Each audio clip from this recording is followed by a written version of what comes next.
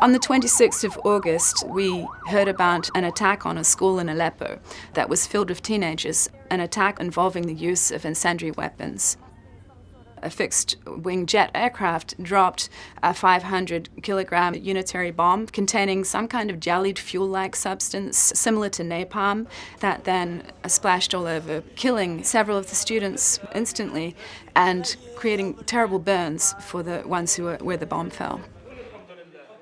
What I was seeing on patients as they were flooding in were clothes literally hanging off them, burnt fragments. Some of them had nothing left other than shreds of underwear left on them.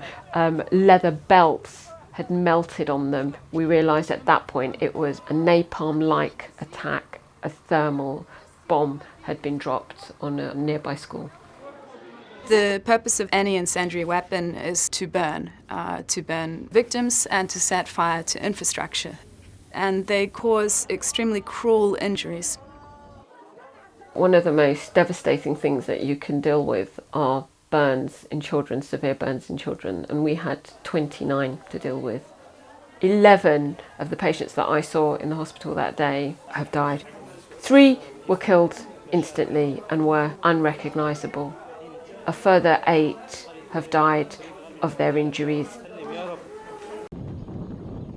We've seen the use of incendiary weapons since approximately November 2012, which was around the time that the Syrian government intensified its campaign of airstrikes.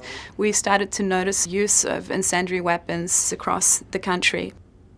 Syria's use of incendiary weapons in populated areas is unlawful under the international treaty and more broadly under international humanitarian law. The international treaty that regulates the use of incendiary weapons, the Incendiary Weapons Protocol, has more than 100 countries that have joined it, including all 5 permanent members of the United Nations Security Council: China, Russia, the United States, France, the United Kingdom. There has been a sense of outrage over the use of cluster munitions, over the use of chemical weapons. We've not seen any noticeable statements from governments condemning the use of incendiary weapons by the Syrian government.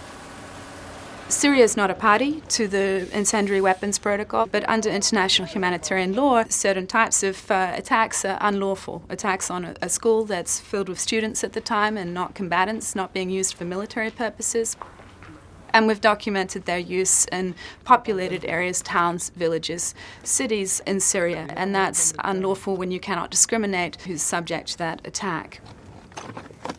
The mass casualty situation in the hospital that I was working in is by far the worst medical situation I have ever encountered, and I have been to a number of war zones. What we'd like to see is the governments that are part of the protocol speaking out, telling the Syrian government to stop the use of incendiary weapons and to join the international protocol.